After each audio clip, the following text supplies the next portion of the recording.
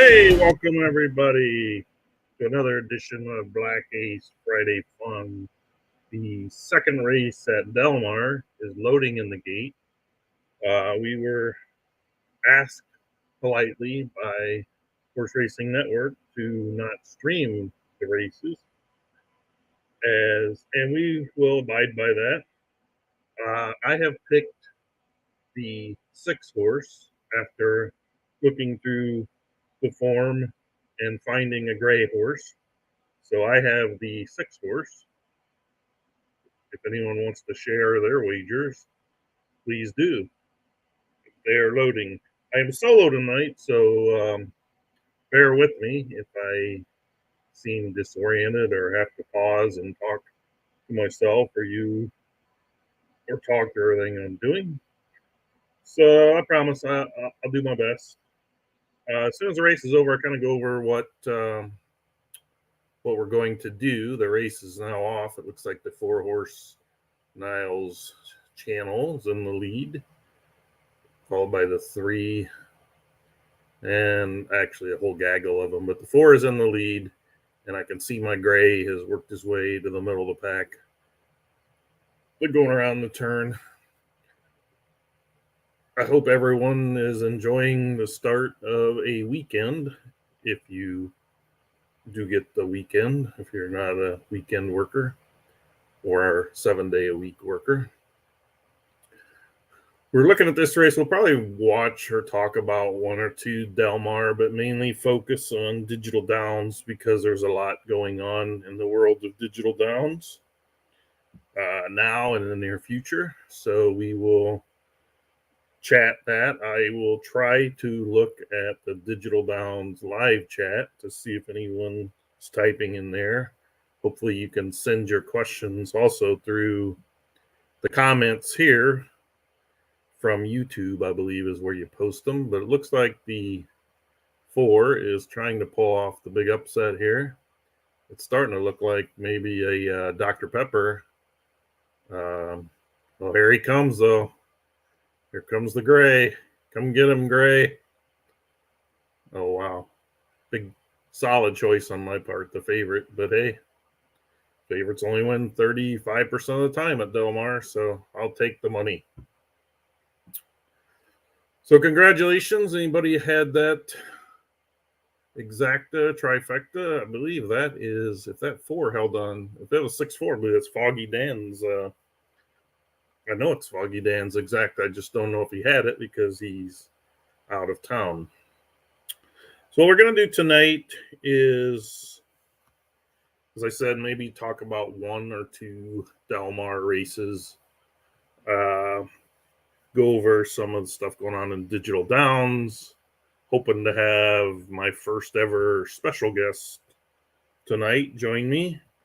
And we'll throw a question or 2 his way, and he can hang around as long as he likes. The first thing I do want to talk about is the sales ring, as I saw a message pop up saying, get them while they're hot or something like that on the sales ring. And I will be the first to tell you, I got a bit of a slow start on the sales ring, but in the last 2 to 3 weeks, or I'm not sure how long it's been up, but at least the last 2 weeks, I've just been pouring all kinds of funds in there because there's several combinations you can get that will get you some nice racers and maybe racer breeder types or just breeders. But it's my opinion, not nothing Bob told me, demand that I say. I'm just telling you, I can show you the horses I got in the last couple of days. Some in the 108.30s, some in the 108.40s, some nice sprinters, but some nice middle runners as well, closing in the 23-20 range. So eyeballing those. What I'd like to do now is we touched on some of the bigger races that were ran. I think Steve and Dan even did a preview on a race or 2. So I'm going to show some results from the races through the week, and then For last night, there was 4 or 5 or more actually, really nice races, and we'll put up the race lineup, and then we'll watch them for anybody that hasn't seen them, or if you've seen them and won or did well, you can relive the glory. Uh, First of all, from last week, we had the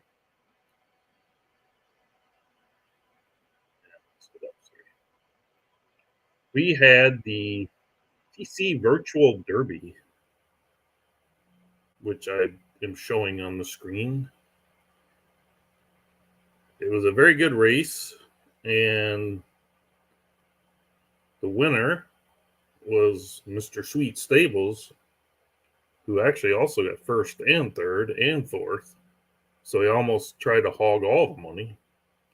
But Maximum Galanta ran an unbelievable race for the win, and $330,000 or $330, 330,000 points. But look at the added money bonus for that being a Kentucky horse.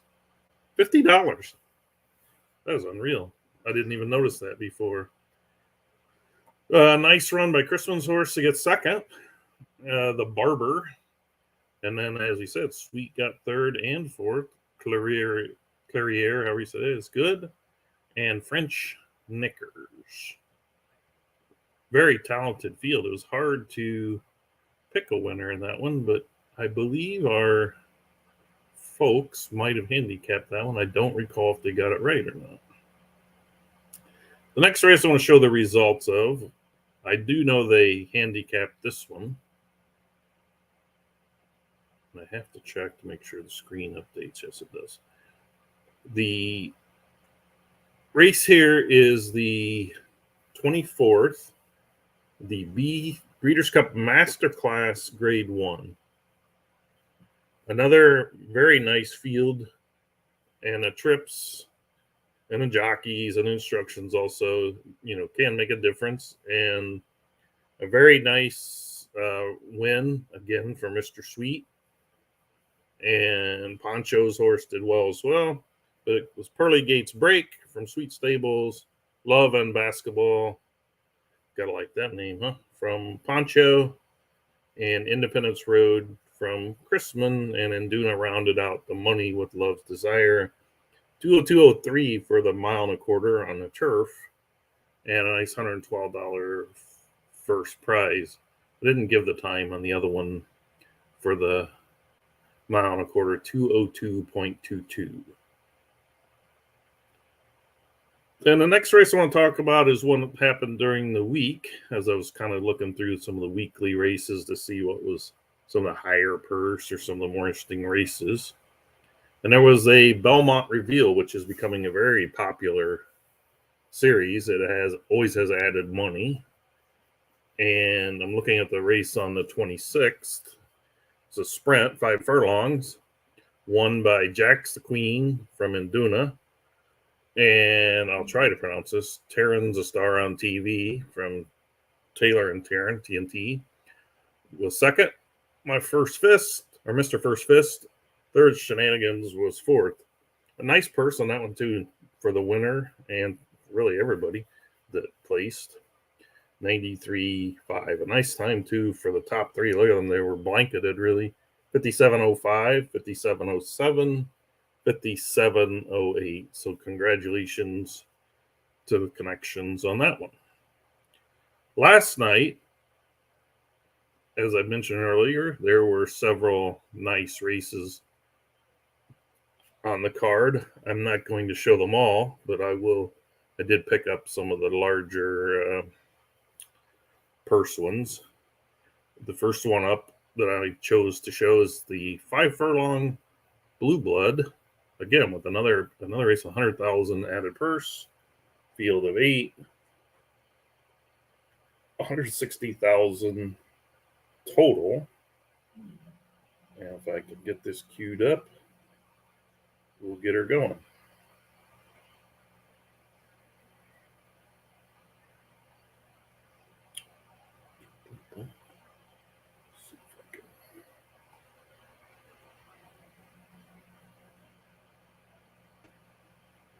believe our guest has arrived. Hello, Lee. Hello, Mr. Paul and More Racing Stables. Sorry, I didn't see you down there. That's okay. I'm showing the blue blood from last night, but I have to share the screen, which I'm not the quickest at doing here. So if you're watching, okay, where do we go? Oh boy.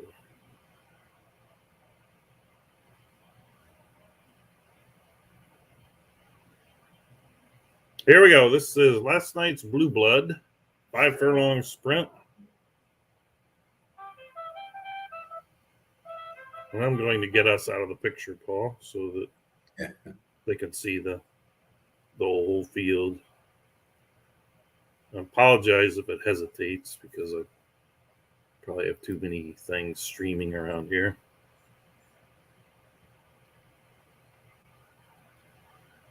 Yeah, that's not good the way it's doing that. May have to forego showing them. They don't usually hesitate like that. Maybe I have too many of them open at once.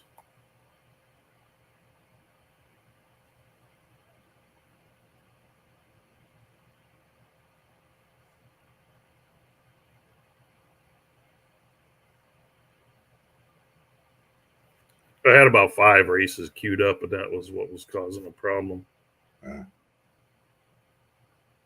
See him coming down the stretch here. Big bunch of green coming, but old orange TNT holds off Induna and Flip. So a nice blue blood victory for Eddie, teasing the boss. So I'll take a second here, Paul, since you're here. We'll watch some of those other races later.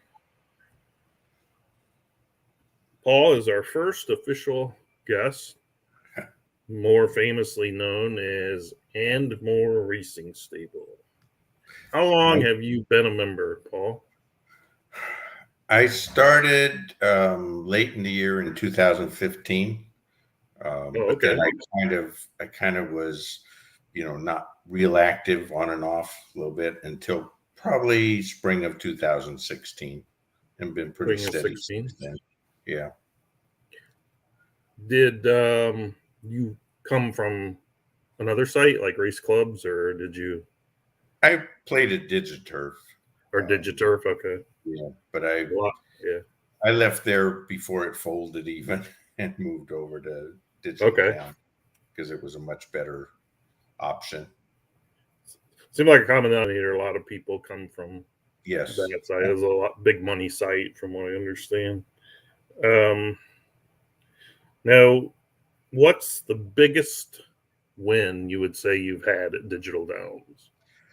Oh, the biggest win. Well, that depends. Doesn't necessarily have to be purse-wise. Just prestige or whatever. I mean, I've won some championships, with the season-ending championships. A few of those, and nice one though was when we ran the first.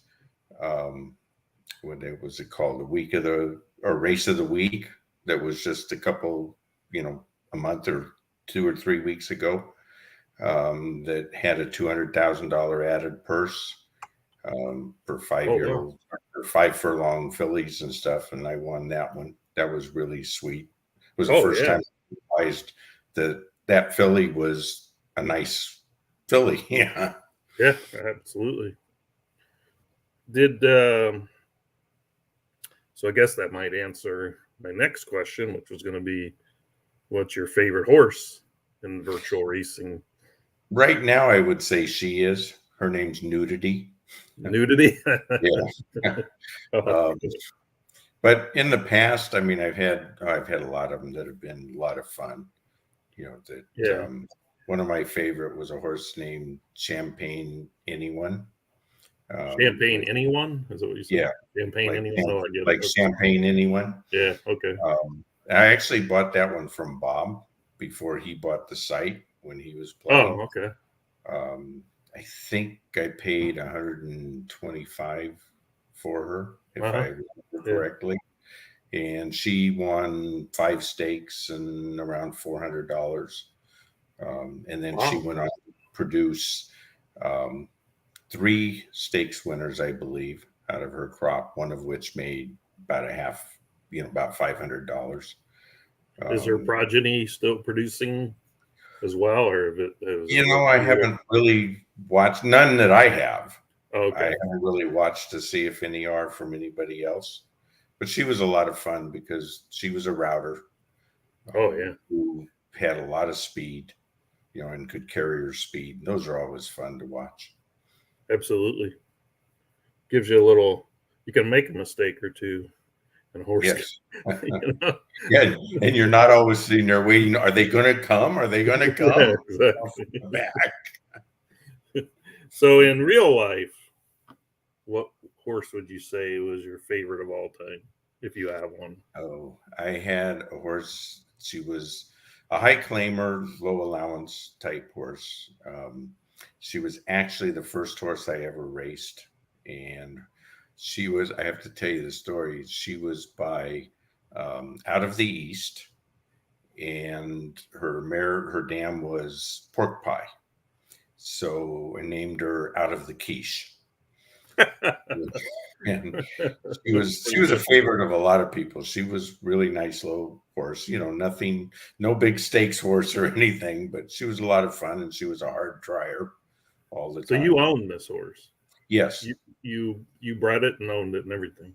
Yes. Wow. Awesome. Well, I didn't breed it. I bought it at an auction. Yeah. Oh, okay. Yeah.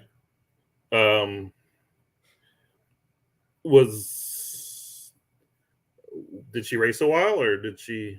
She ran, I want to say, probably about 12 or 15 races, and then her knee went bad. Okay. We actually dropped. Go ahead. We actually dropped her in company down to, I think it was 8,000 or 8,500 at the time, and she got claimed from us. That's what I was going to ask. So you had her the whole time, and then Well, what happened was the owner that claimed her, they ran her back a race or two later in a $5,000 claim year because of her knee, and I claimed her back. Claimed her back. Yeah, and then I turned her out to become a broodmare, and awesome. Bred her at the time to Rumbo, who had run second in the Kentucky Derby, and he was only standing for 7,500. So I bred her to him, and then I turned around and sold her for 30,000. So nice.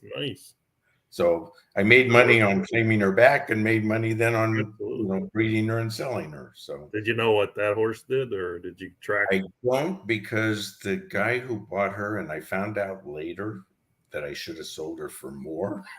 Oh wow! The guy who bought her was an Arab sheik.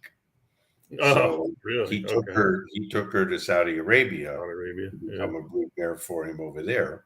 So I don't know, what, because the American Produce records then don't keep track of that. So okay. I have no idea what she did after that. But yeah, I've been contacted by a bloodstock agent asking, he wanted someone in fold at Rumbo because he loved that horse. So I was contacted by an agent asking me if I would sell. And after I did, and found out it was an Arab sheikh who had just not remodeled, he had redecorated his house for like $5 million. I guess I thought I sold his son's allowance money bought the horse. So where are you from, and where did you rate, or is that two different places? Where are you at? Pretty much the same. I mean, I was born and raised in Northern California. Okay.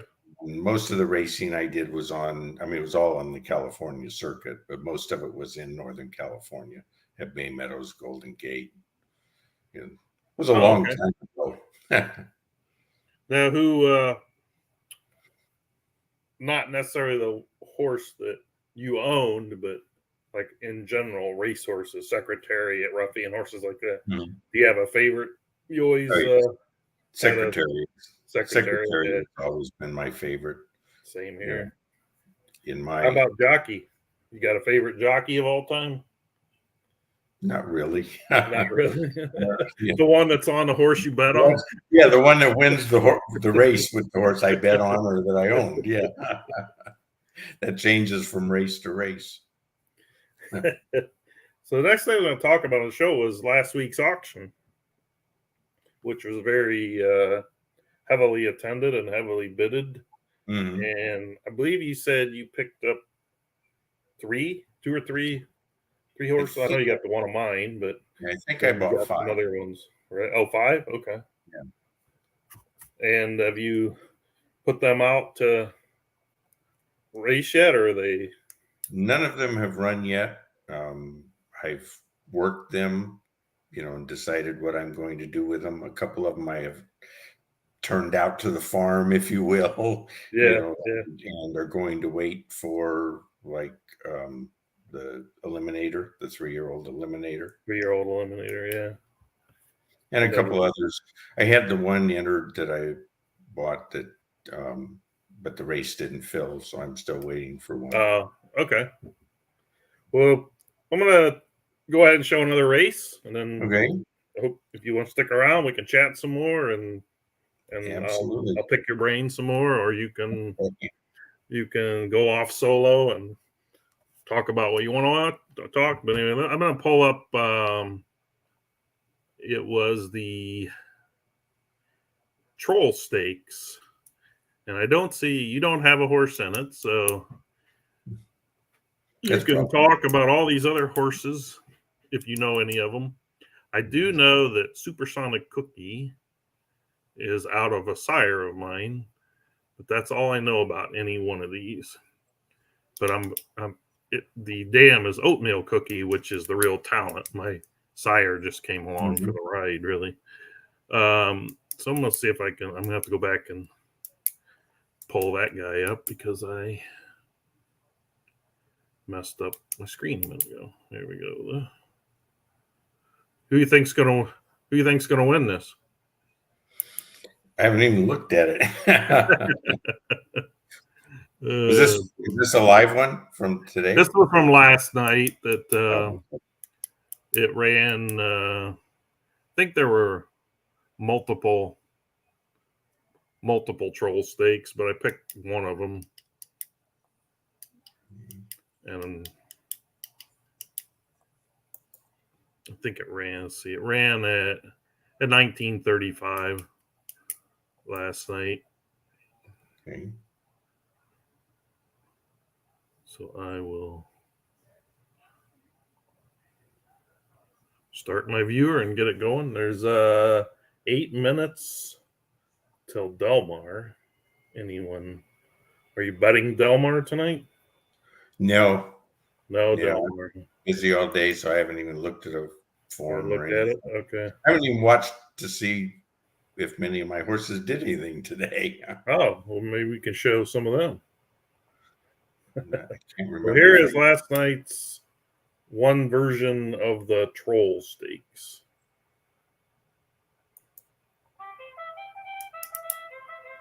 I'm going to pull it from camera 1 here. I like the view from camera 1.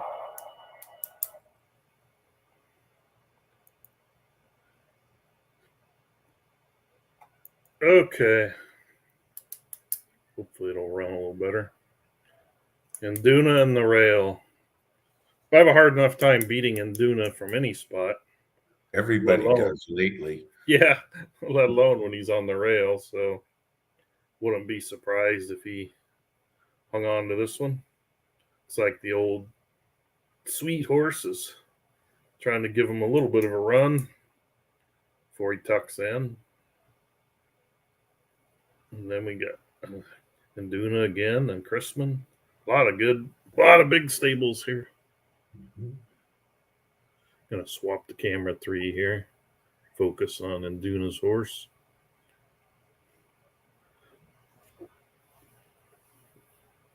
So he's got a nice lead.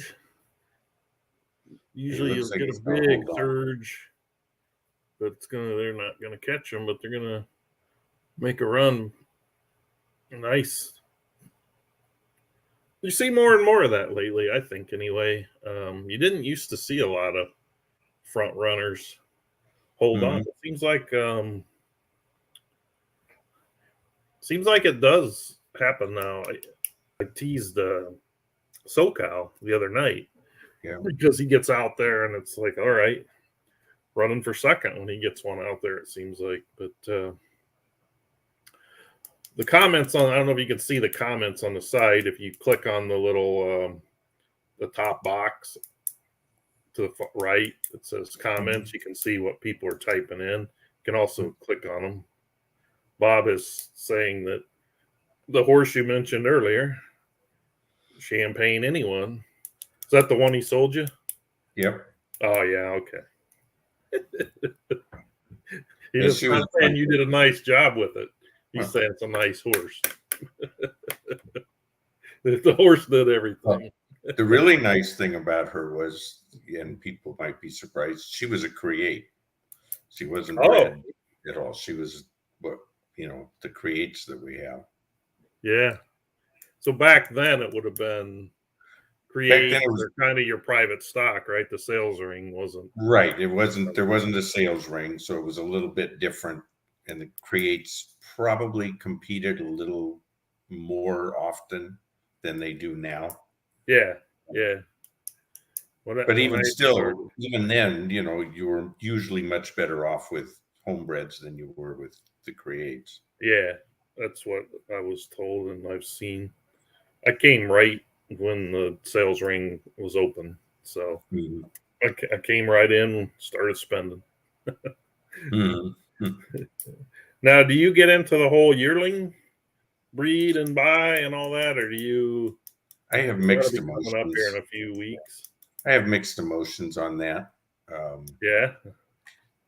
I don't usually buy much in the way of yearlings, although I did last season, and I don't really have any 2-year-olds to speak of that, I think are that good.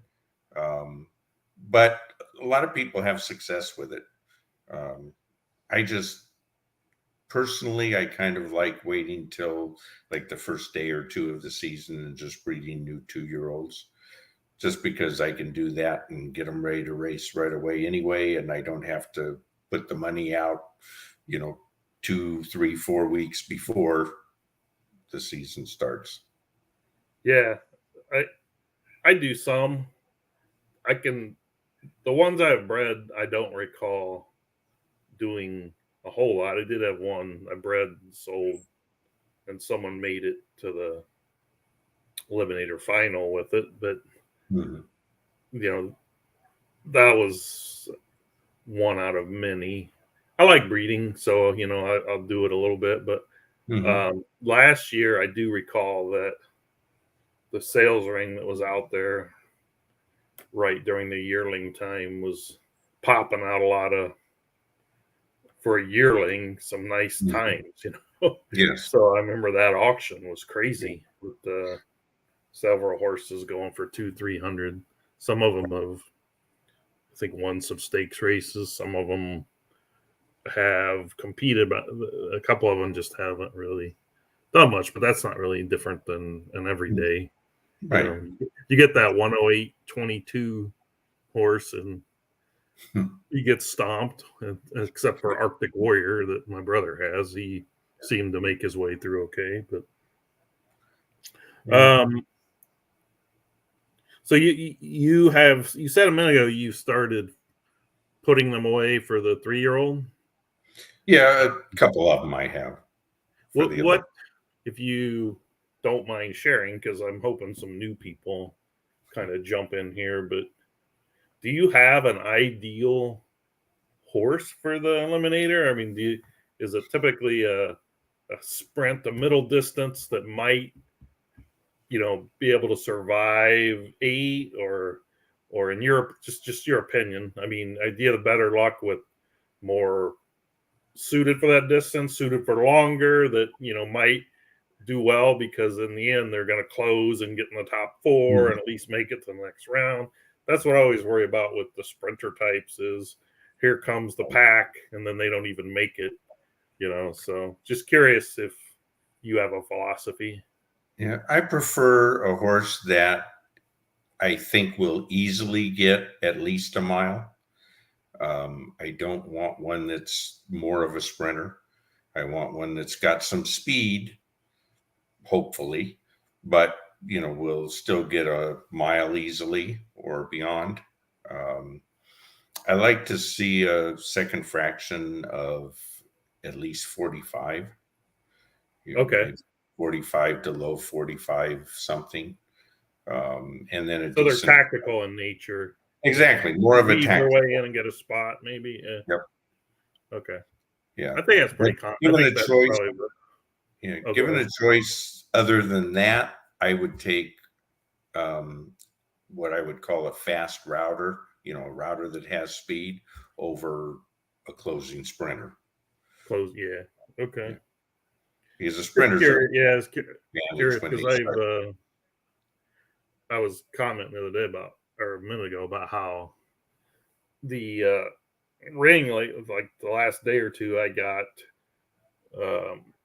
some really nice horses. They open in 25 and close in 30. It's like I might, or even 30, open in 34, close in 38 or 40 or something. I'm thinking, I don't know. I may have to hold on to them for Eliminator. I'd prefer they be dirt, but a couple of them are turf. But the Eliminator is always dirt, right?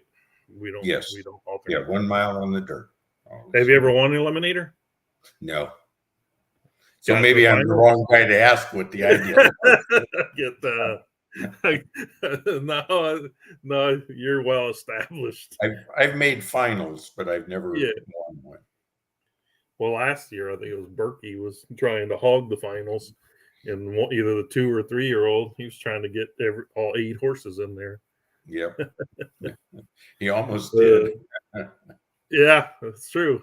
But you know what? I think the one he thought would get there didn't get there, and some of the other ones that, it's just like they say, it's the works. A 135.60 versus a 135.05, and his 135.50s and 135.60s were the ones running better actually in the Eliminators. So I guess it's Bob's comment is true that if you can get a sprinter loose at a mile, they may not catch them.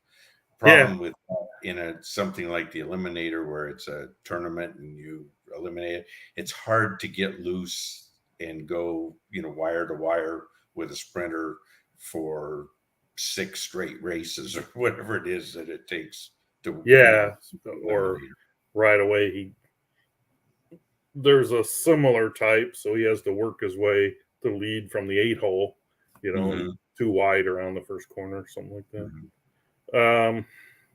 That's cool. I'm going to show another race, okay?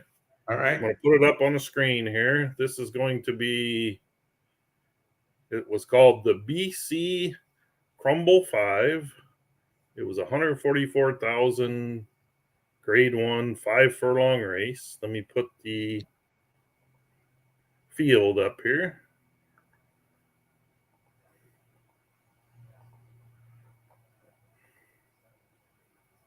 And you tell me, and I'll get us out of here. I think it pushed us. Get rid of the comment. Do you recognize any of those horses?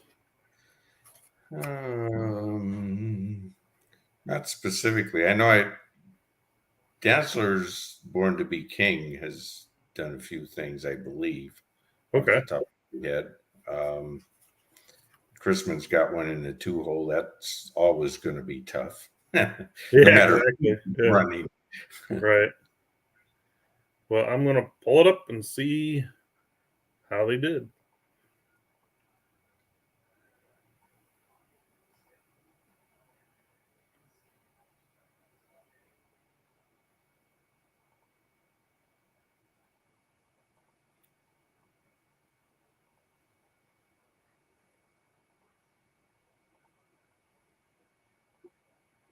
It takes about 5 clicks to make this happen. Yeah. Should be on the screen. Gonna switch to view 1 to start. Come in a little closer. Sound the alarm, you said was going to be a tough one to go for, huh? Chrisman on the two that's post. Yep. anything that Chris runs, especially if they've got a post down inside where they got good position already. Yeah. I'll fade back a little bit here and get some more horses. He's got a nice spot already. Yeah, Eddie's Creek's out pretty good though. Yeah, Taylor and Taryn's on the outside that get out of the way. Yeah. Going to be wide, but he's always pushing them from the outside, trying to get there. This time he got. I don't know. You can see him getting ready to crank it up, can't you? Yeah, and here comes Chris's. I mean, Creek's had a nice trip here, 2167. A little quick, but that's not outlandish quick. Yep, there went Chrisman. He's gonna hold over. Oh, look at Eddie's all of a sudden. Who's this coming in through there? Spacey? Yep. Snuck in there and got, oh, it might be a dead heat for a second. It might have been a dead heat. I may have to go back and look at that. Nice job, Chrisman. I know, talking about Chrisman, I don't know if you went back and thumbed through the where it shows who did what in the auction after it's done. Actually, I think it's live, but I went in after it was done. Chrisman, no secret that he knows obviously what he's doing, but you go back and look, and I kept referring during the auction, well, there's an eBay sniper coming and got that one, and it was him a lot of times. No bid or one bid horses, so he picked up a lot of nice ones, really. Well, I'm sorry, I think I interrupted you. You said something. I just said he bought a bunch of them. Yeah, there was some really good horses that initially were kind of low on the price range. Like, I think everybody had the same strategy, which was let's just not bid on them, and then maybe at the 1 minute or 30-second mark I can steal it, which is a good strategy, because it did happen sometimes. That's actually not uncommon for our auctions, that there's not a lot of pre-day bidding. Usually it happens day of, while they're on the block, so to speak. I would like to see kind of the eBay feature of buy it now. I mean, that feature is actually, you go post it in the main sales area, but it'd be kind of nice if it'd be cool if you could set a price of, say, 50 on a really nice horse, but then say, hey, if you want to avoid the bidding, pay 125. Now, obviously, the person could just contact you and say, hey, can you take that out of the auction and I'll buy it from you? But once the auctions are entered, you can't, you can't touch them. But maybe in future times. But it's got to be, something a lot of people want. And it's got to be, can't be costly to program or anything like that.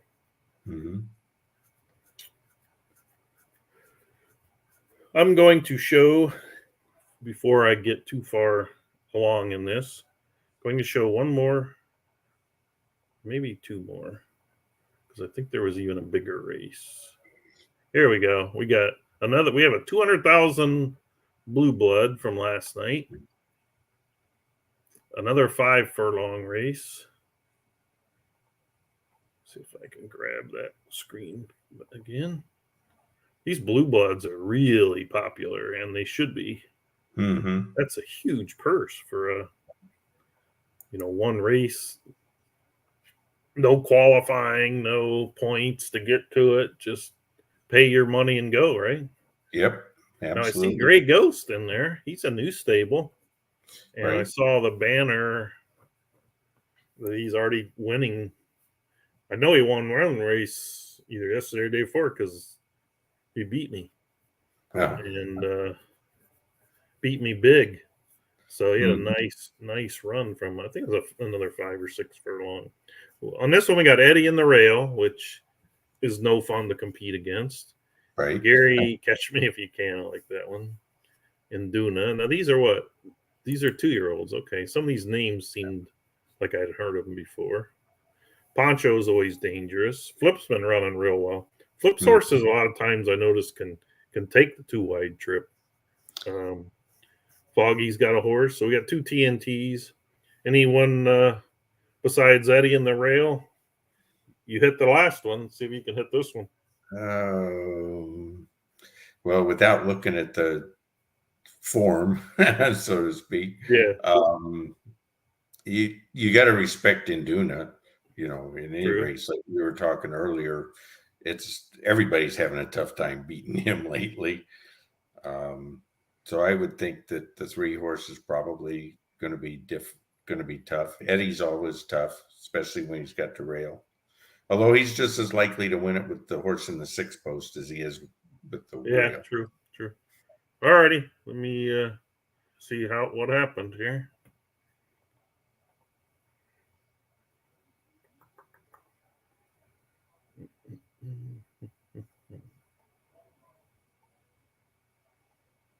Apparently, can't find it. Blue blood. Sorry, everybody. Having a little bit of a technical error here.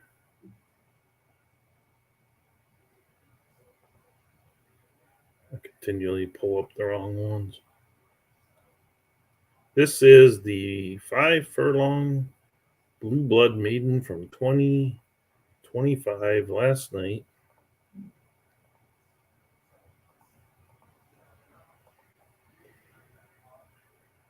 From camera angle 1.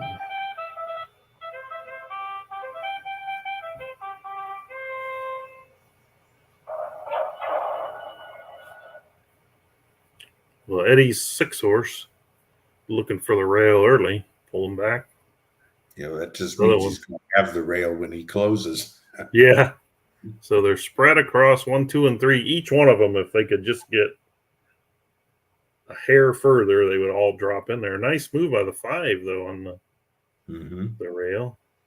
And then, let's see, let me get further back. Is that Flip on the rail? That's Flips, yeah. That He's horse having a good year, too. Yeah. He's got that horse. Early on, I got to say that horse is going to win. Yep. I don't know what Eddie's got left on the rail, but that horse is storming. Yeah, I think Flip's going to get this one. Holy cow. There's a nice round the outside by the 4 horse. That's the Gray Ghost. Yep. Bob's got to get a hold of him and get some. I think he's got the default silks, maybe. I don't know what to ask Bob, but maybe guy wants to get his Gray Ghost. Wow, that was impressive. That was actually a very nice race by Gray Ghost's horse being that wide. Yeah. That horse will win him some good money. I want to go back and look at the time on that race. 56.9. Mm-hmm. Wow. Where is that on the... Wasn't a track record according to it, but it was a 100 rated or pace. But that was a nice race. You ever have one just destroy them like that? Yeah, I mean, every now and then you get one. Every now and then, yeah. By 3 or 4 lengths, and it's always nice, especially when it's in a big race. Yeah. It's nice to kind of, as you're doing the where's the finish line? Where's the finish line? Right. Nice to see them a little bit too far back to catch you, right? Yeah, it's nice when you see them running like Flips did in that one. Oh, you could see that early on, unless when someone you got that 4 or 5 length lead, and now you're praying you hold on. That's a different. He stole the rail. Nobody wanted the rail, right? But so let me ask you: there's been a lot of chat. There's so much chat going on in the area Bob just put up for next season structure. Mm-hmm. And I started reading it, but then I realized I was going to have to read it for like 20 minutes to get even close. What is the biggest discussion? If I saw you were commenting, so I assume you were reading some of it. But. Yeah, one of the biggest discussions is whether there should be a limit on the number of horses that qualify for the championships at the end of the season. Limit from one stable. because since we're on a point system, if you run a lot of horses in it, in the graded stakes races all season long, you can get 5 or 6 horses qualified out of the top 10, out of the top 8 or 10. And that puts one stable with a lot of horses in the race. So there's been a lot of discussion about should that be limited, to 2 or. So that would just be like I can run as many as I want, but if I happen to finish with 3 in the top 10, I get to pick 2, and the other one moves to the consolation race. So the top 20 or whatever it is. Well, I don't know. I guess you could maybe only have 2 in the consolation race. What if I had 5 of the top 10? I'd get 2 in the first, 2 in the second, and I'd be out. It hasn't really been established yet, but no, okay. I'm just we probably need to show. Probably need to show with like point and count. You remember on CNN they used to have point and counterpoint with the liberal and the conservative. I guess that's what we need with the. I'm sure there's been a lot of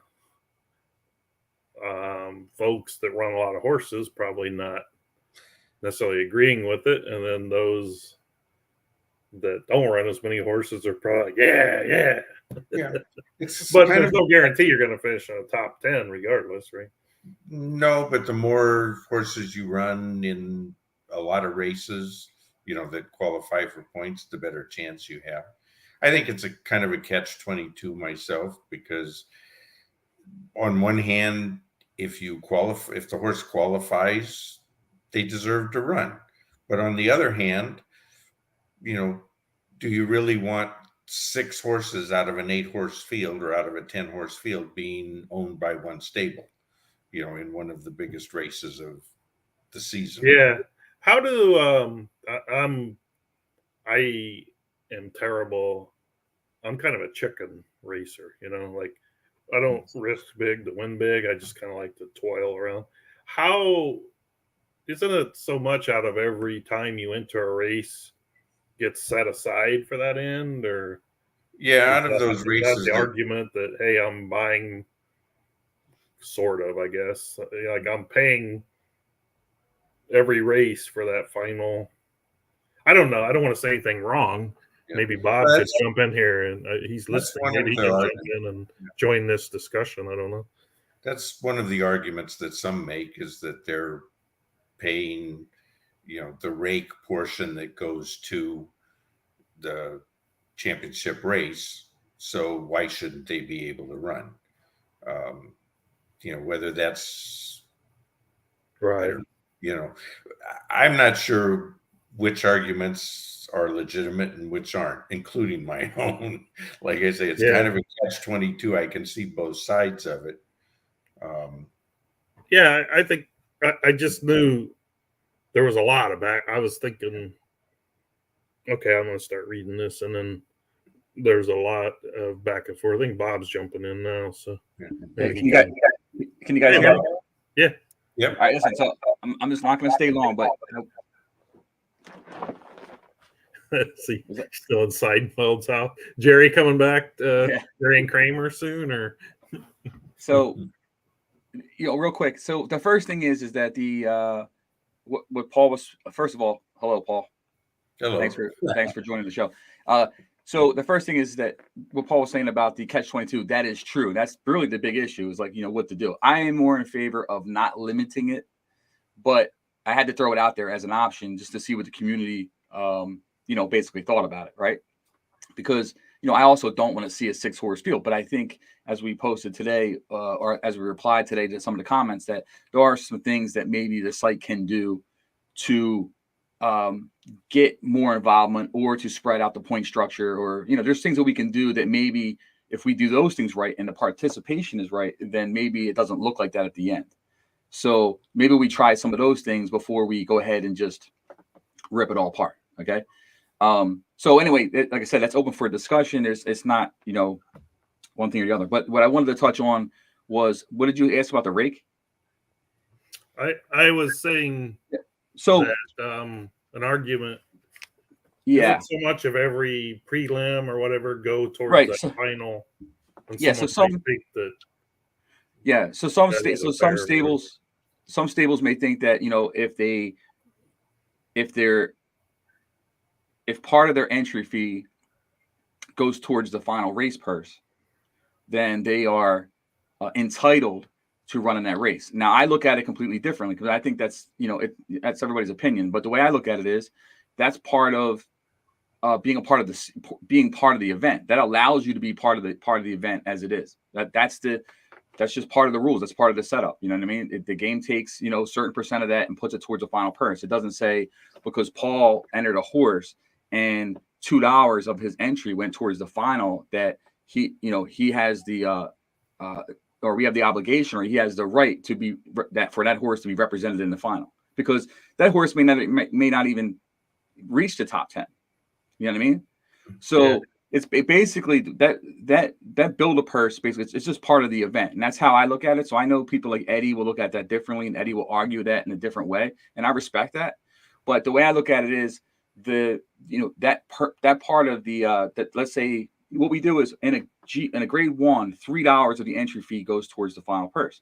In a grade 2, $2 goes towards the final purse, and in a grade 3, $1 goes towards the final purse. And that's basically how that pot builds.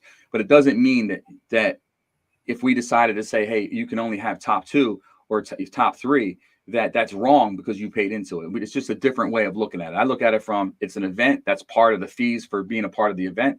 Other people look at it like, hey, $2 of my entry fee went towards that final purse. If my horse makes the top 10, I have every right to be there. So, like, again, I'm not sure there's a wrong or right there either, but like I said in that part of the discussion was, that's not really the big deal for me. There's many workarounds around the rake. The rake doesn't have to. I mean, technically, I can have nothing go towards the final purse and just build the final purse, myself. So there's many ways around that. You know what I mean? Okay. I don't know if that helped at all, but that's the way. Yeah. No, that was what I. I didn't want to misstate it. It was big. Yeah, no, but Paul's right. The big two things is that the limited entry, which look, I understand it. I'm not a person that wants a limit entry, so I get it. People want to race towards things all year long. You know what I mean? You want to be a part of that event. If you qualify, you should run, right? I get it. And I think the other one was I'll jump off. You guys will touch on it, but the other big one was there's two different styles of how the race closes. So one way was, which basically has been a discussion all day today, which is one way is the way we're doing it now, which is it's a field of 8. When the field reaches 8, the race closes and posts those 8 runners and then creates a second instance, right? And then you can fill that to a field of 8. And then again, that can keep splitting and splitting and splitting. The drawback with that, if you want to go point counterpoint, would be Paul can enter, let's say Paul entered 5 horses and he happened to enter them all at the same time. When that first instant closes, it's going to have 5 of Paul's horses plus 3 other horses. And then the second instance runs, okay? Or opens. The old way was there is no creation of a second instance as soon as the field of 8 fills. Okay, it just creates, everybody keeps entering into the same exact race. You could have 100 horses, just like the eliminator, enter that race. And then when the race time closes, it posts and it will split that race evenly for the 100 horses. And it will also evenly distribute your horses the same way. And in most cases, it'll also evenly distribute the best horses of other stables, like your competition. Sometimes people don't look at that. But if you look at last season, if you want to go back to the two of the best horses last season was Arctic Warrior. Yeah. Yes. And Crispin had, I think, Dynamic something. Right? Now, if you track, both of them horses had like 14, 50, whatever it was, crazy amount of stakes wins. But if you went back and looked through the history of the race, rarely did they ever face off to each other. And you say to yourself, well, if they're the same type of horse and they're running in the same stakes race, how could they not race against each other all season long? Because those races were set up to everybody can enter, and it all closes at once and splits it all up.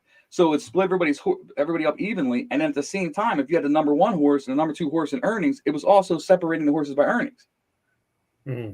So you know, to push them. It totally like spreads out everything. That's why it's a great method. You know, it is a great method, I admit. But I just personally, the reason why we tried this other way was because we tend to have the situation where people sit around and camp out on races and don't, you know what I mean? Like you know what I mean? Like we wanted to create, like we were trying to push and create entries. So it did help in a way, but it also hurt in other ways. But is that what you're talking about? Is any race, right? Not just the stakes races. Well, any race that is set up for that type of that has that type of race set up. So for instance, there's a race August 1st. I have 7 of the 8 horses in it. Right. Because I queued them all up. Yeah. You know, and then I went and entered them one at a time. Forgot all about the whole. It started a new instance. Right. I was thinking it let me give you a little background on how that happened. So last season, when we were trying new things with the schedule, we started doing fixed purses at the time. Okay. And, so in one track, you would have fixed purses where you already knew what you were running for.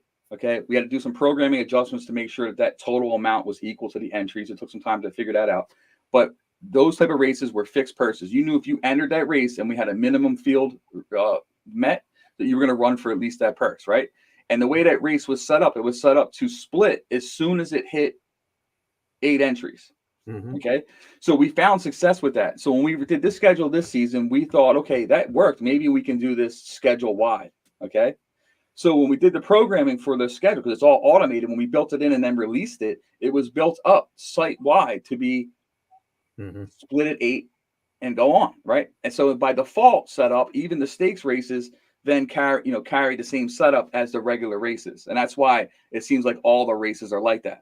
Okay. So now we have a much bigger, the words escaping my mind here. We have a much bigger picture, a much bigger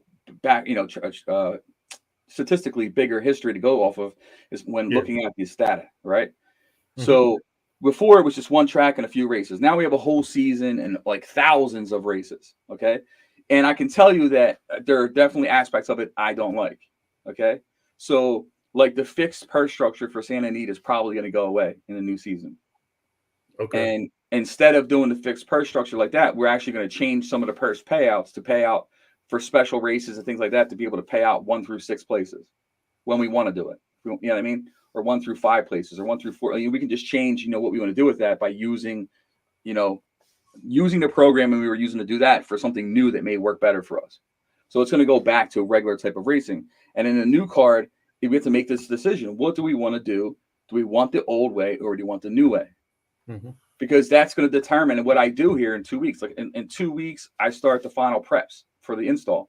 And that has to be done. I'm not going to go back and manually adjust every single race after we do the install on how to set this race up. So I don't know. I don't really have the answer. My gut tells me that the old way is better as far as how it's set up and how it runs. But the argument against that is then you're going to sometimes you'll have smaller fields. The beautiful thing about the split race structure now is they're all full fields. Mm-hmm. 8 races. If I set it for 10, it's 10 races. But as soon as we go back to the old way, you could end up with, right. A bunch of 4 well, it 4 and 5 or whatever. Well, it wouldn't work that way because I can set it up to be a 12 horse minimum. Okay. And that would then there would be the negative counterpoint on that. That's 12 horse minimum. Once it hits 13, then it splits 7-6. Right? Or if it stays at 12, then you race with 12. And someone's going to say, well, I want to run a mile with 12 horses. Yeah. I think it's fun with 12 horses and it's a bigger purse, but to each its own, right? Yeah. So for every little move you try to make, there's a counter. There's something, that someone can, knock it down with. So I know a lot, obviously, but, I'm not an active participant. And the big thing is what do the members want and what do they think is the best way, So right. I don't know if we're doing it in the middle of the season. So are you contemplating a Bobcast to have people come on and discuss? Yeah, I mean, I could, but it'll get helter-skelter probably real quick. Well, you can mute. You keeps reminding me. You just tell someone you got the floor, and then anyone else interrupts, just mute them. Yeah, Foggy just reminds me to stay calm. Yeah, I know. Stay calm. It's tough. But no, I'm really wide open on this, and that's why I posted it, because I don't want to seem like it's this is my way, and I think this is the right way, and it's the only way to do it. I mean, if you read through it, you should take the 20 minutes to read through it. There's a lot. I'm going to. I just didn't have time. I mean, before this. there's a lot of good points. There's just a lot of good points each. Both sides on every single. Well, it's funny that no one actually is against any of the money that I said that we can put in there. There's no counter. No one's saying that's too much. Right. Yeah. So, and I got Berkey's point on the eliminator, and I understand what he's saying. He's saying, it's not broken, don't fix it. And I probably agree with that. And I think, after he said that, he's right. And sometimes I need people to remind me it's a fine tournament. They're popular. They run well. So I think we can do that. And I still think there's room to build the state tournaments that I want to build later in the season. And because now there's no fees to transfer mares or change farms for mares and whatever sires, we should see an improvement in state breds, right, because right now it's dominated by 2 tracks. The Paul, reasoning part of to get all the tracks involved was to get more horses at every track, right? Is that what the? Yeah, I mean, well, wait, say that again. To have an eliminator at every track, right? I have to assume part of the allure to have an eliminator at every track, and then the top 2 means the tracks at Parks and Santa Anita that have the lesser horses, people might actually start placing horses there if I mean, an eliminator there. And I think we identified that it's the state bred program is a success in a way, but there's some drawbacks. It's I thought that because the breeding fees were lower, let's say at certain tracks, that those tracks would actually get they would get a lot more interest. But it turns out that the sales ring is still dominant, and compared to home, and when you go to homebreds, the homebreds tend to be Kentucky and New York, and people are choosing that as an option. Okay, so when you only have 150, I have the numbers around here somewhere, but I posted it. When you have the entire base of 2-year-olds at PA is only 120 horses, right? And Kentucky's is 1,200. Well, then it tells you right there like which races are going to fill, especially if you have. Isn't it a lot of that's people chasing the purses, though, right? Well, part of it's purse money. I mean, the purse is bigger. The state money is going to be bigger, even if it's a smaller percent, right? No, it's actually the highest percent now too. See, okay. I mean, Kentucky now, I think it's 15% bonus. Okay. And every ring is Kentucky plus anything that right. And that's the other part. And so I could see why people are breeding Kentucky if it's already. I totally get it. So when you look at it, it's like, okay, well, what worked, what didn't work. So now the sales ring, the question will be, do we make the sales ring random as far as what state bred it pops out? Does that help with the game itself? And then when you look at the bonus structure, is the bonus structure correct? I mean, should every state be paying a bonus at the same time? Should 1 month 2 states or 1 state, should they be having a bonus and other states don't? And maybe they match up with a meet that you do at Santa Anita and it pays out this bonus. I don't know. There's some creative ways to structure it to get interest someplace, And so I think we have options and the flexibility to do any of this stuff, to be as creative as we want. And I think sometimes I get it. We have this great idea, we put it all together and we try to get it all out there at once. And maybe, in hindsight, it wasn't the best idea, to run the way we did it the first season, because we thought that the higher bonuses would be in PA and people would breed more in PA and they would see the advantage of PA, but it just didn't work, So there's a tie into everything. We talked about meat racing earlier on a chat board about the rewards with that. I don't know if there's a change with that with state breds. Plus, you have the new sire bonuses coming out. So it's there's a lot. Is that topic we just talked about the state bred? Is that something that was it a main chat, or is that part of the next season structure thing as well? The state bred, as far as was it discussed? Like if I'm going through that No, I think that Paul, what was that part of the eliminator discussion? I think that line was about state championships only. bit, I don't think it wasn't much more in depth on that because Okay. it's really I just want to make sure I'm getting all. Yeah, of no, it wasn't. I have It to was, go back to the main chat and look a little bit. I can go back to. well, that goes back to the state futurities, right? We try to do the state futurities, and while I was setting it up, it dawned on me, dude, it's not going to work. It's because you don't have enough horses in PA to run a state futurity. Right. Okay. Or California, so it works in Kentucky and New York until it evolves. Look, if you want to sit back and really look at it and say, look, we can have a track everywhere in the country if we wanted to. We could have 50 tracks. Okay. Right. It doesn't mean that you have to have a 20 race card for every single track every single day.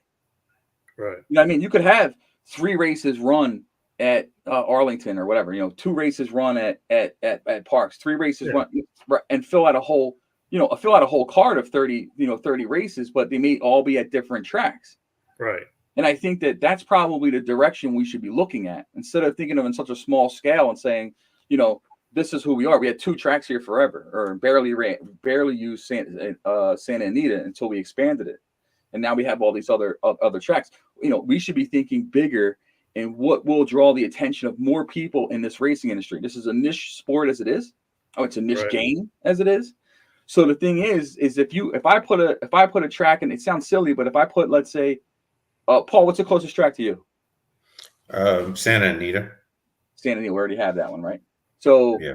Well, Arlington would have been me, but see Del Mar, right? But let's say I built Del Mar. Maybe someone has a special interest in Del Mar, and he learned that there's a Del Mar version, a Digital Downs Del Mar version that they can be a part of. And next thing you know, you're adding more members, and then you can do much more with that after that. It's like one thing can help build the next thing. It's just that I don't want to. What's that, Paul? I was just going to say you could do a lot of things, with tracks in terms of, I mean, like you were saying, you could have 2 races here, 2 races there. You could also run some of them only like a Thursday, Friday, Saturday, Sunday program, and others on other days. You could run one only 1 week out of the whole season or something, like a Saratoga or a Del Mar. Yeah. Maybe Keeneland, Keeneland's very short. Yeah. Maybe one of them talking about abandoning the Park, Santa Anita, and just have it say 40 races. It could be 3 at Arlington, 2 at Del Mar, 1 in it, but it's not necessarily track after track after track after track. It could be Belmont could have some here in the 8 a.m. and I'm just using pretend times. Yeah. Or we can still go with like these first 5 are going to be Del Mar or Belmont the next. Yeah. I know you haven't made a decision, but I was just curious if well, I think it goes back to years ago of just having 2 tracks and trying to slam in 80 races on a schedule every single day for 2 tracks. And it just becomes monotonous, right? So I mean, then I think that those were some of the flaws obviously we've tried to work on over the last couple of years. But so thinking of that, let's say you did have, I don't know, let's just say an easy number. Let's say we had 10 tracks. We said we doubled. We had 10 tracks, right? Well, I we don't need to build a race card that has 15 races at Parks every single day. And Paul's right. You could do Monday, Tuesday, Wednesday, but even Monday, Tuesday, Wednesday, and that's a great idea. Actually, I never even thought of that. So I'm actually I was thinking that too. That was a great idea. Hold on a second. Because that's Parks in real life. Parks does Monday, Tuesday, events. Yeah, you could have special events like a week-long meet or 2-week-long meet as a Del Mar meet or as a Saratoga meet, and put special races into those or something. Yeah. Sorry, I didn't mean to. What was that, Lee? Get Ascot. Can you build Ascot? You'd have to call it something else. But I bought all the. I don't know if it was Ascot, but I bought all of the art. Required for a track in England. It's something I actually was pretty close to doing it, but we had a fair number of members from the UK at the time, and I bought the assets, okay, and then we lost those same members. They seemed to come in a group and go in a group. Either they couldn't grasp the game, they couldn't grasp the American racing, or whatever it is. But I bought the assets because I really thought those guys were going to be here long term, and I was prepared to build that, basically for that group. You know what I mean? And let it expand from there. So it's still on the list. It's just not, it's just not right here in front of us and what we're trying to deal with now. Yeah. But I think that what you could look at is like 10, 20 tracks, but you may, instead of building the 10 to 12 races a day, they may only have 5 races in the book. You know what I mean? Or 10 races, whatever it may be. It's just a smaller scale, option, and really look at their race program and to mirror the program, mirror pretty much what these kind of tracks like they run. Like, Totoro says, he wants to see claiming races of 16,000, but if for 12,000 you run with a 1 pound less or 2 pounds less, like that's all an option. Okay. But only certain tracks run that. It doesn't make sense for me to build that for Parks. It's not even part of Parks's identity. Right. So when people come here and they know about Parks and those kind of things, and it doesn't really match up, but for a lot of tracks it does. So I think you can do a lot. You can really do a lot more. And frankly, I just need to get off the current programming that we're doing now because we're in the middle of something that's been taking way too long, and they just told me it's gonna take another month. And I really want to get that new 3D viewer up and running. So you're talking about the needed upgrades that really don't.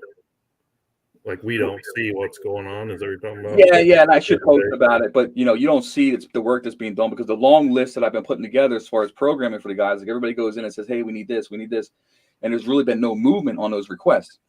And the reason why there's no movement on the requests is because these guys are bogged down with something that's been taking 3 months so far, and I've been told that it could possibly be 1 month more, and it has to be finished.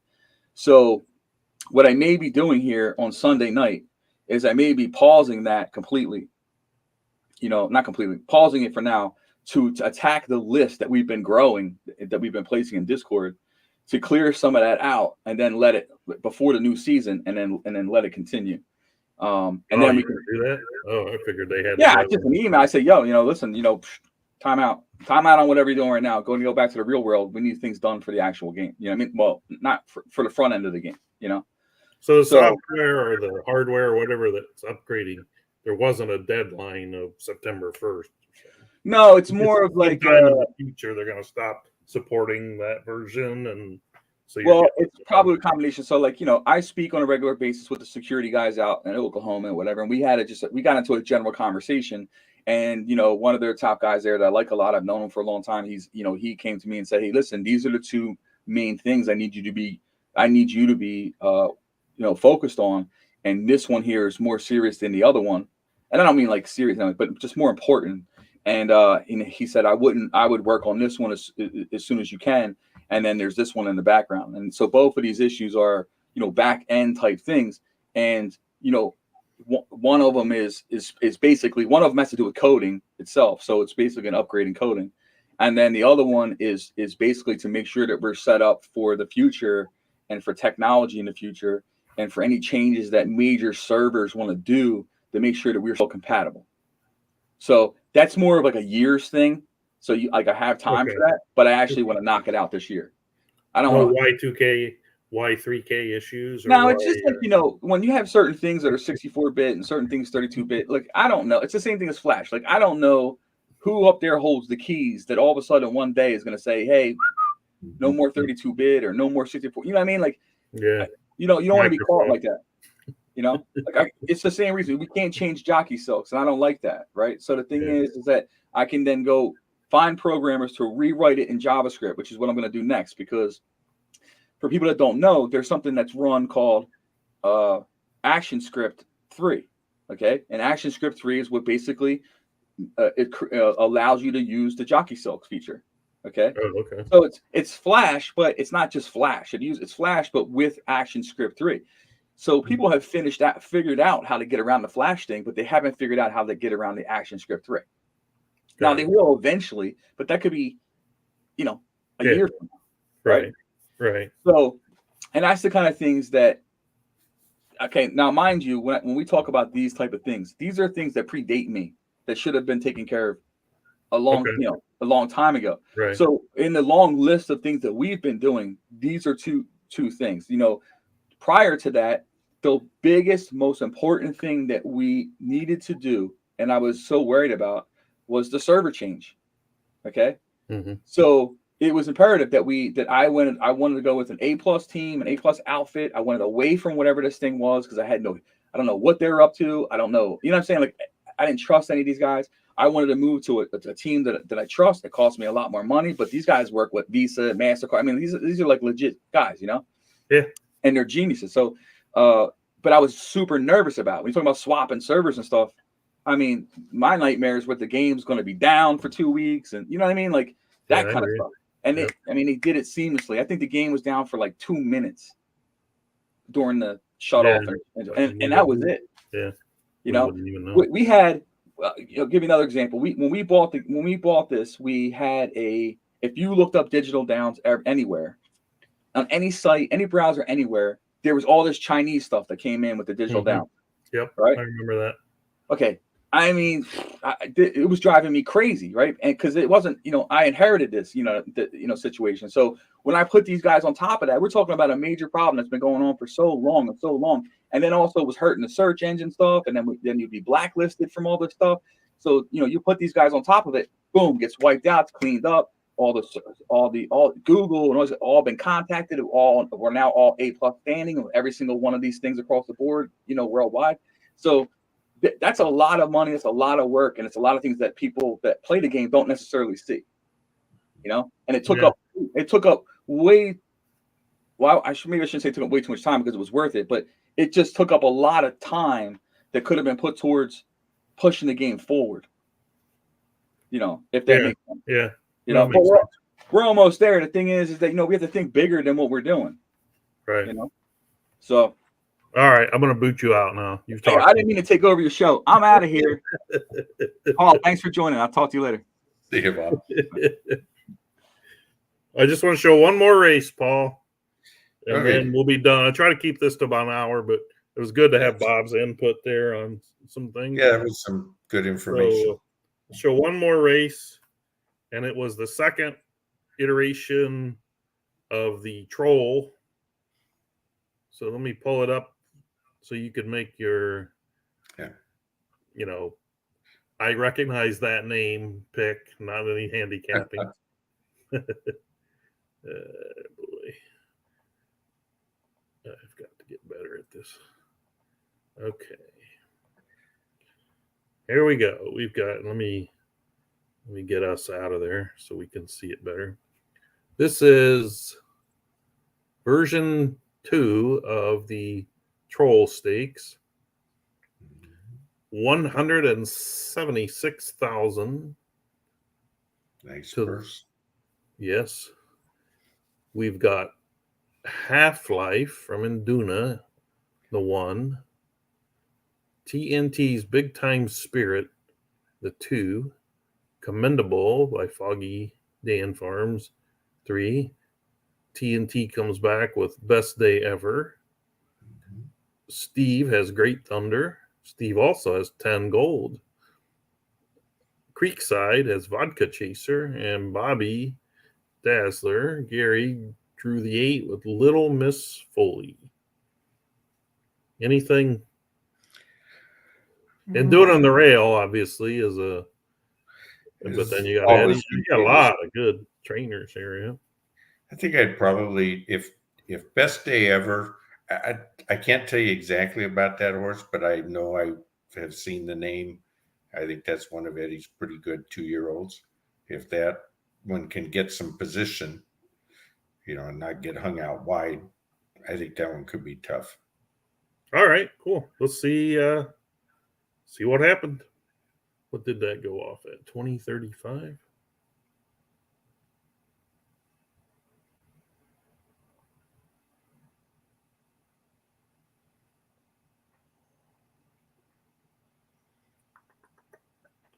Troll Stakes number 2.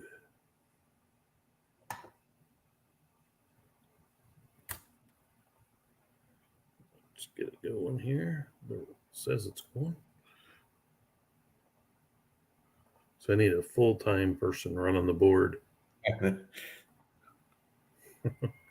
So Best Day, you didn't cheat now and go look, did you? No, I was just looking a little bit, but I haven't got there yet. So I'm just kidding. I'm just messing with you.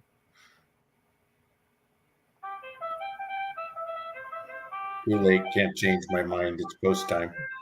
Yeah, exactly. There goes the 1. And there goes the 4. He might get some nice position. Oh, he's definitely going to get. What is this? I forgot to say. 6 furlongs. Oh, wow. Yeah. Yeah. He's Wow. going to. You don't get that very often. You got to know what you're doing. Yeah. All right. I'm going to kind of filter back here to see where the other horses are. They're a long way back. What's he going to hit? 21:47. It's pretty quick. That's a little too quick, maybe. What was Eddie's? 21:81. Yeah, that's probably more. It looks like he's going to run by him, but Induna's horse is hanging in there pretty good. Augie's got a nice run coming. Yeah, 4's going to get it. Yeah, you called that one. Dan's is coming pretty strong too, but I don't think he's going to catch it. Yeah, boy, that's going to be close, huh? Oh, man, I got the wrong camera going here. I meant to go with camera 3. Dan's horse was hung there for a while on the outside, so that's a good. That was I wish I could do what Eddie could do, because I'm sure there was some. I'm sure he didn't just put that horse in the race and then go away and not come back like I do. I'm sure he analyzed it and thought my best shot is to push, because then I'm faster than this horse, and that, I can't do that. I've been here almost 3 years. I still can't do that, Paul.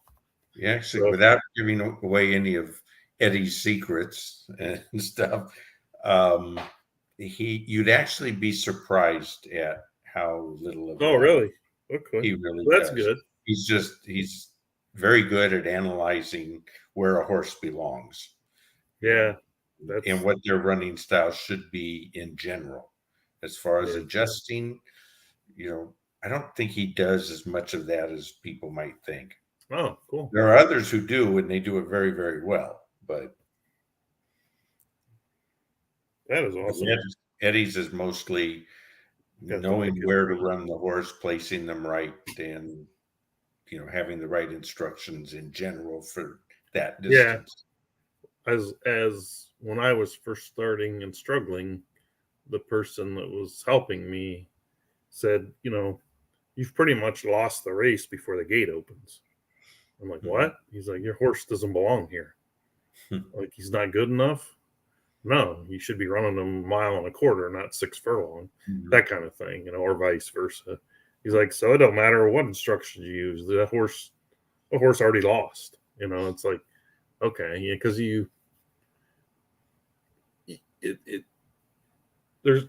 there's more than there used to be. When I first started, there was like a post or two from 5 years ago that would, back then, you come across this post and if you have a sub 109, you got a stakes horse. And it's like, so thank God to all the updates and charts and things people have done, because for a new player, it can be a little bit daunting. But one of the biggest things I think for new players to learn, or one of the biggest things they have trouble learning, is to determine what distance a horse should run.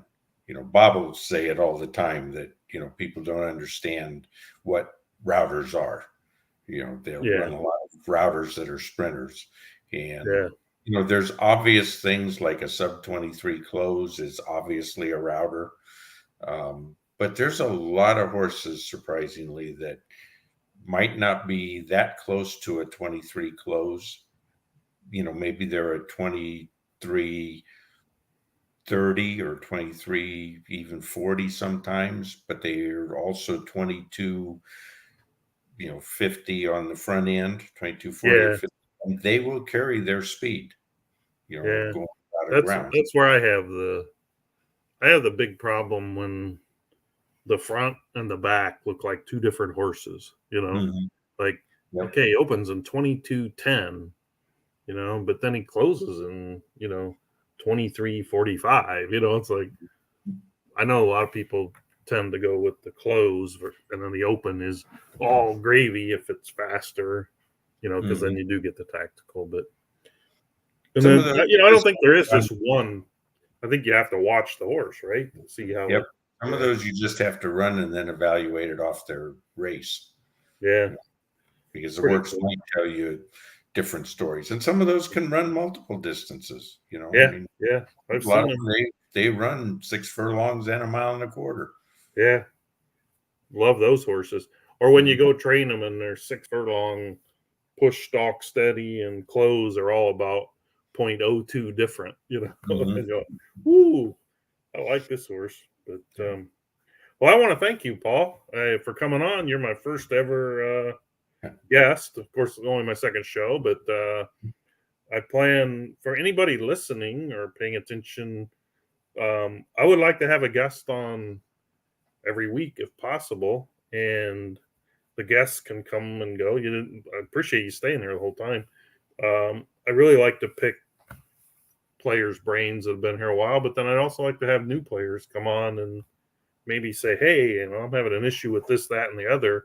And anybody else that's listening can come in here. They don't necessarily, I have to invite you before you can get in here, but there's a limit of how many people can show up. But we haven't gotten so big that we can't hold the 10 people or whatever. But like Bob said, then you kind of end up, I already talk over when there's only one other person. So, but I would like to get more interactive, but I would also like to always have a fresh perspective from a guest or whatever.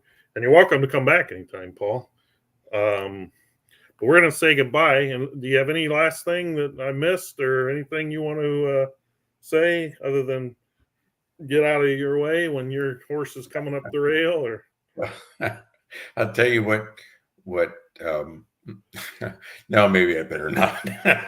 But well, you can wait till I end the broadcast, and maybe that's probably a longer story than we want to go into. Hey, there's no time constraint. Just people probably listening probably get tired of hearing my voice, but yeah, you have a story. We're all for it. Well, I'll just give you a quick kind of a story because you were asking earlier about what I had in terms of when I raced real horses, live horses. Yeah. And one of the interesting stories was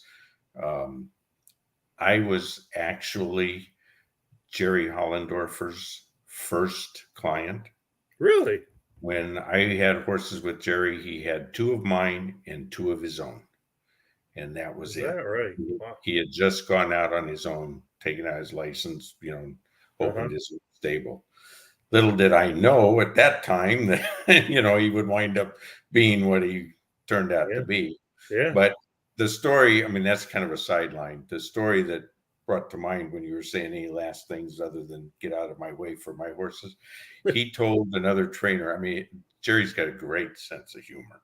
And he told another trainer in the paddock one day when, I was running a horse, he told him, he says, look, if you're not going to win the race, block for us. Oh boy. Okay. I'm sure that goes on all the time. Yeah. That's very good. That's very good. If anybody's listening, also, please pass on any comments, opinions, good, bad. Otherwise, we're always looking to improve the show and keep it going. And if nobody likes it, then I guess we won't keep it going. But it's a new idea. We're sticking with it for now. And, if we need to change the format, that's fine. I just know we can't show live racing. Well, at least the Horse Racing Network tracks anyway. But if you want to stick around for a second, Paul, I got to ask you something. And then I'm going to end the broadcast by saying good night, everybody, and good luck at the track. Okay. Night.